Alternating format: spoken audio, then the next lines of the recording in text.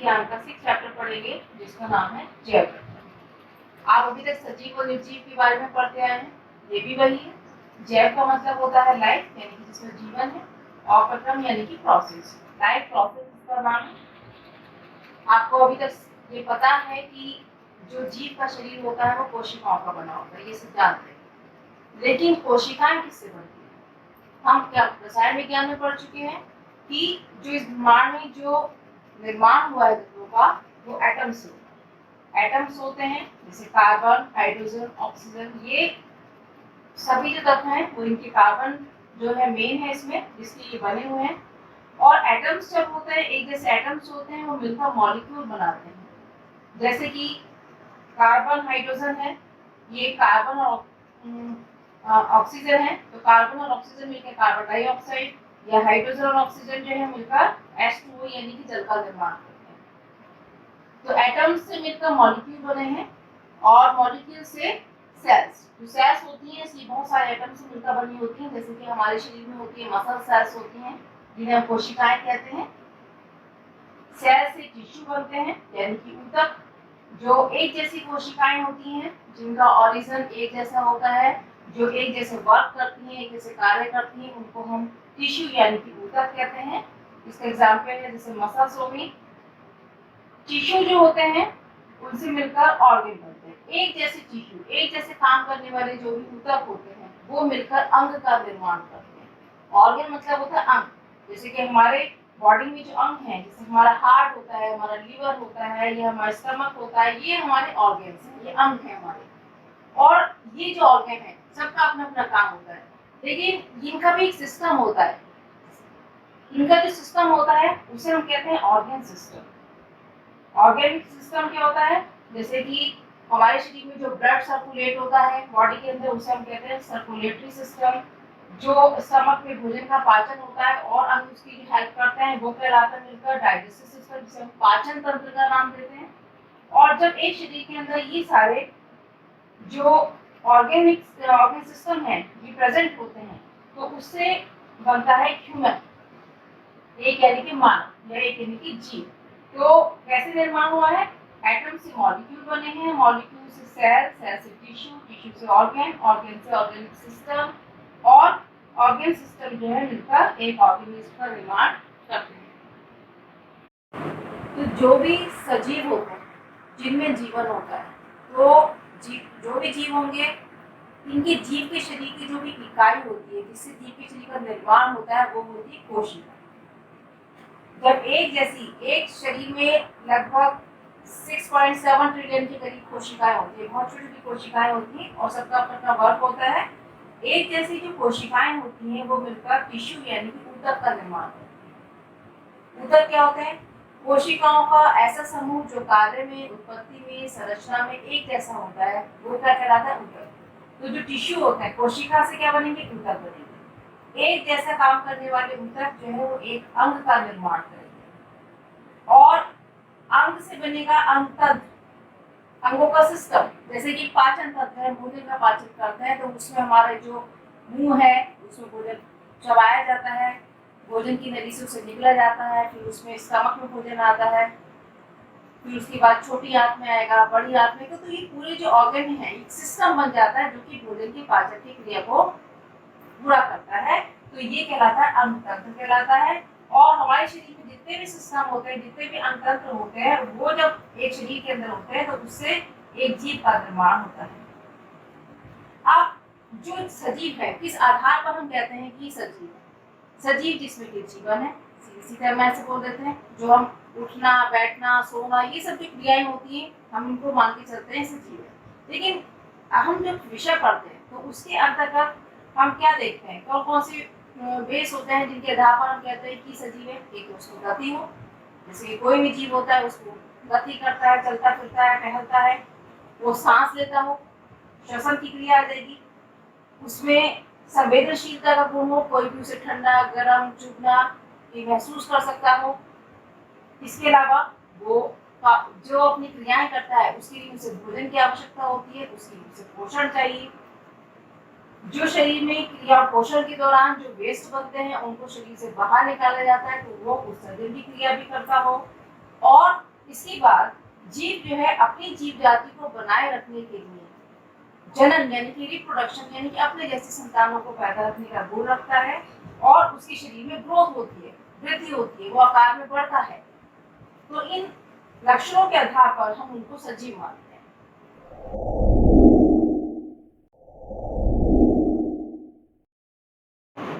अब हम पढ़ेंगे पोषण, न्यूट्रिशन। हमारे शरीर में जो भी हम दिन भर के कार्य करते हैं उसके लिए हमें भोजन की आवश्यकता होती है और उस भोजन को तोड़ने के लिए हमें ऑक्सीजन की आवश्यकता होती है। तो ये जो फूड हम इंटेक करते हैं अपनी बॉडी में जब जाता है और सांस लेने में जो ऑक्सीजन हमारी बॉडी में जाती है, ये ऑक्सीजन जो होती है उस फूड को जो है उसका ऑक्सीडेशन करती है, उसका ऑक्सीकरण करती है और ऊर्जा को मुक्त करती है, जिस ऊर्जा का यूज हम धीरे धीरे अपनी दिन भर की क्रियाओं के लिए करते हैं।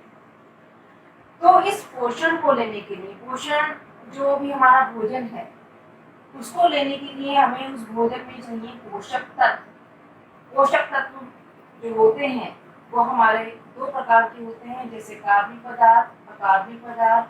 कार्बनिक पदार्थ के जैसे ग्लूकोज है, फ्रक्टोज है, ये सरल होते हैं, इनको डाइजेस्ट करना या इनसे एनर्जी देना जो है वो इजी होता है, बहुत आसानी से इनसे मिल जाता है। लेकिन जो स्टार्च होते हैं, स्टार्च जो होते हैं जैसे कि हमारे आलू है, अरबी है, चावल है, इनमें जो स्टार्च होता है ये जटिल भोजन होता है, भोजन का जटिल घटक होता है, जिसमें कि हमें इसको डाइजेस्ट करने के लिए थोड़ा सा ज्यादा वर्कआउट करना पड़ता है। दूसरे पदार्थ होते हैं अकार्बनिक पदार्थ, जिसमें कि हम कार्बन डाइऑक्साइड और जल, ये जो होते हैं ये भी बहुत सहायक होते हैं इस पोषण की क्रिया के लिए।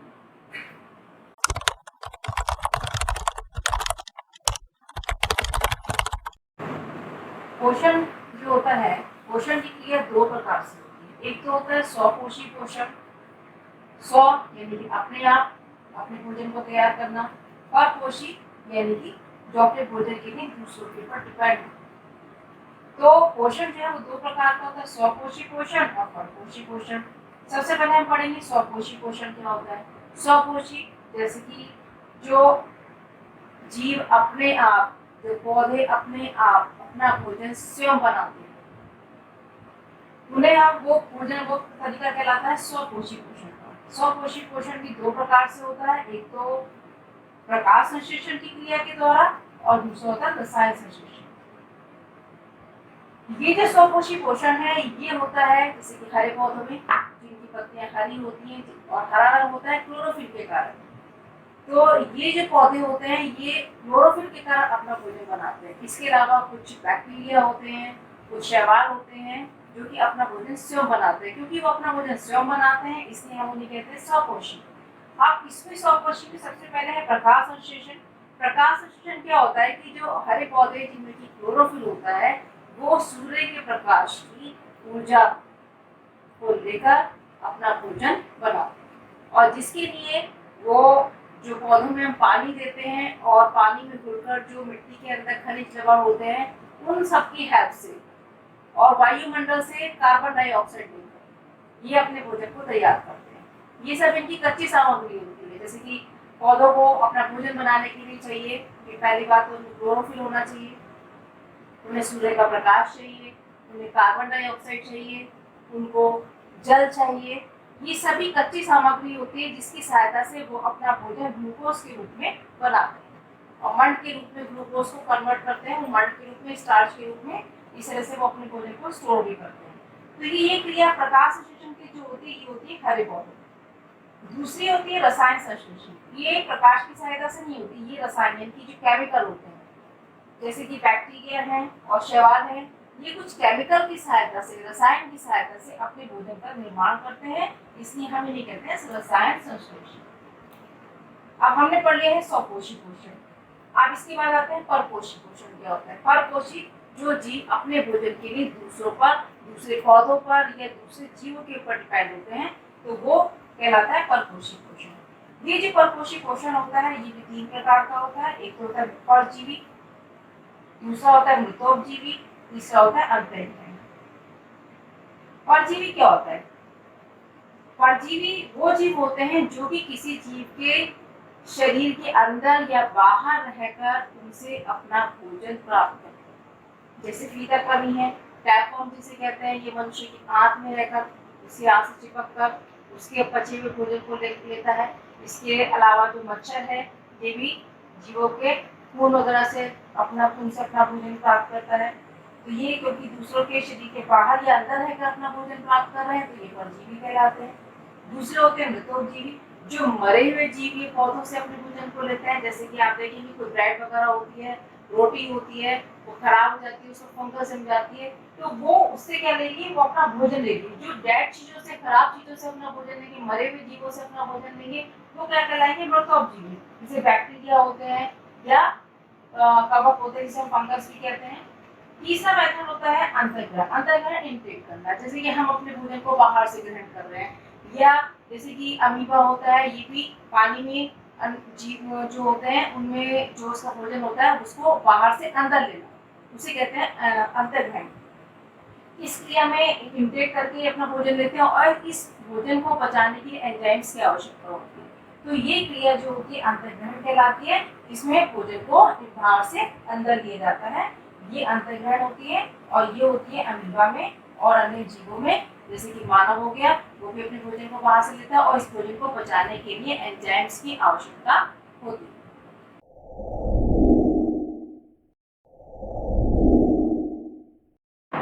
प्रकाश संश्लेषण, फोटोसिंथेसिस, सभी को पता है, बच्चे जानते हैं कि ये हरे पौधों में होती है। इस क्रिया में क्या होता है, समीकरण काफी पूछी जाती है, इसमें मैं आपको अलग से समझा रही हूँ कि जो हरे पौधे होते हैं उसमें क्लोरोफिल होता है। क्लोरोफिल सूर्य के प्रकाश को एब्जॉर्ब करेगा। सूर्य के प्रकाश को लेकर कार्बन डाइऑक्साइड और H2O होता है जल, कार्बन डाइऑक्साइड और जल की सहायता से ये भोजन का निर्माण करता है C6H12O6 यानी कि ग्लूकोज के रूप में। और इस क्रिया में ये ऑक्सीजन को निकालता है और कुछ मात्रा में जल को मुक्त करता है। यहाँ पर 12H2O था, बाकी और निकला कितना है 6H2O, यानी कि 6H2O जो बचा हुआ है वो इस क्रिया में यूज हो गया है। तो प्रकाश संश्लेषण की क्रिया है कि पौधे, क्लोरोफिल युक्त पौधे जो होते हैं वो सूर्य के प्रकाश की ऊर्जा को लेकर कार्बन डाइऑक्साइड और जल की सहायता से अपना भोजन ग्लूकोज के रूप में बनाते हैं और ग्लूकोज को वो स्टार्च के रूप में कन्वर्ट करते हैं और इस क्रिया में ऑक्सीजन गैस को निकालते हैं और जल को निकालते हैं। इस क्रिया में, प्रकाश संश्लेषण की क्रिया में कैसे परिवर्तन होते हैं, सबसे पहले क्या होगा कि जो क्लोरोफिल होते हैं, जो हरे पौधों में क्लोरोफिल होते हैं, वो सूर्य के प्रकाश की ऊर्जा को एब्जॉर्ब करेंगे, आप उसका अवशोषण करेंगे और उस प्रकाश ऊर्जा को वो रासायनिक ऊर्जा में बदलते हैं।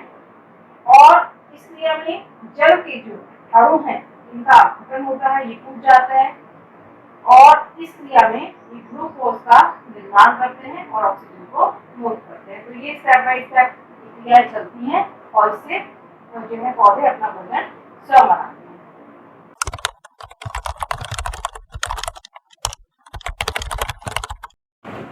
अब हम देखते हैं प्रकाश संश्लेषण की क्रिया में क्लोरोफिल की आवश्यकता का प्रदर्शन। देखिए, अभी हमने बताया कि प्रकाश संश्लेषण के लिए क्लोरोफिल होना जरूरी है।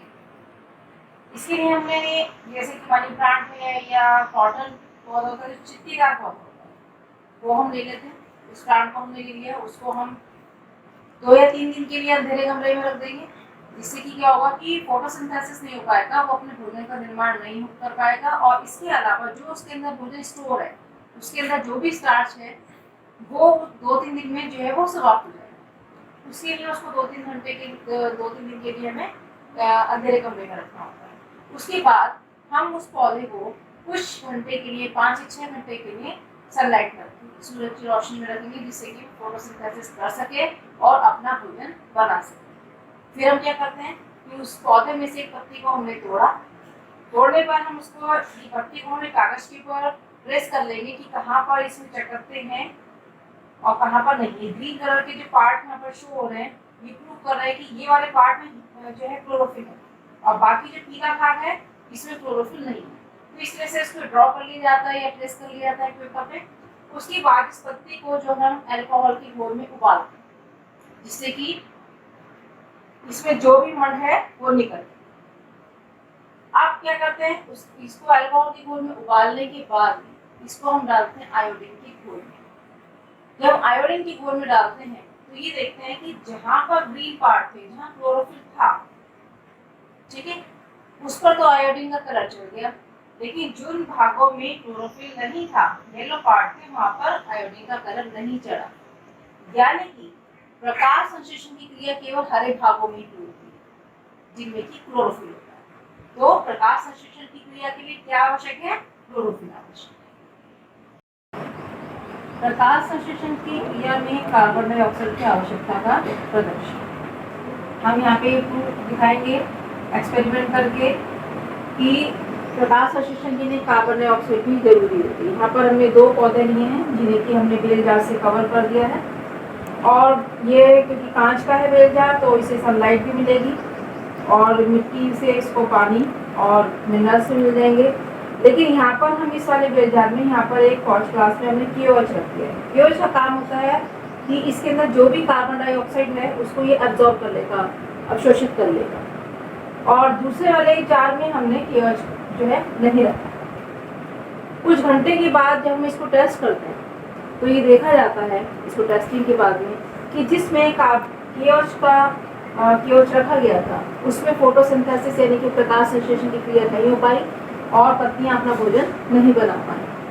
और लेकिन जो दूसरा वाला जार है इसमें यहाँ पर KOH नहीं रखा हुआ है, तो यहाँ पर फोटोसिंथेसिस की क्रिया हो गई प्रकाश संश्लेषण की, और इसमें इन्होंने अपना भोजन मरण के रूप में, स्टार्च के रूप में बना लिया। तो यहाँ पर इनको केवल सब चीजें मिली, लेकिन क्या नहीं मिला इनको, KOH की वजह से इनको कार्बन डाइऑक्साइड नहीं मिल पाई और इनको कार्बन डाइऑक्साइड भी मिल गई। तो यानी कि प्रकाश संश्लेषण की क्रिया के लिए कार्बन डाइऑक्साइड का होना भी जरूरी है।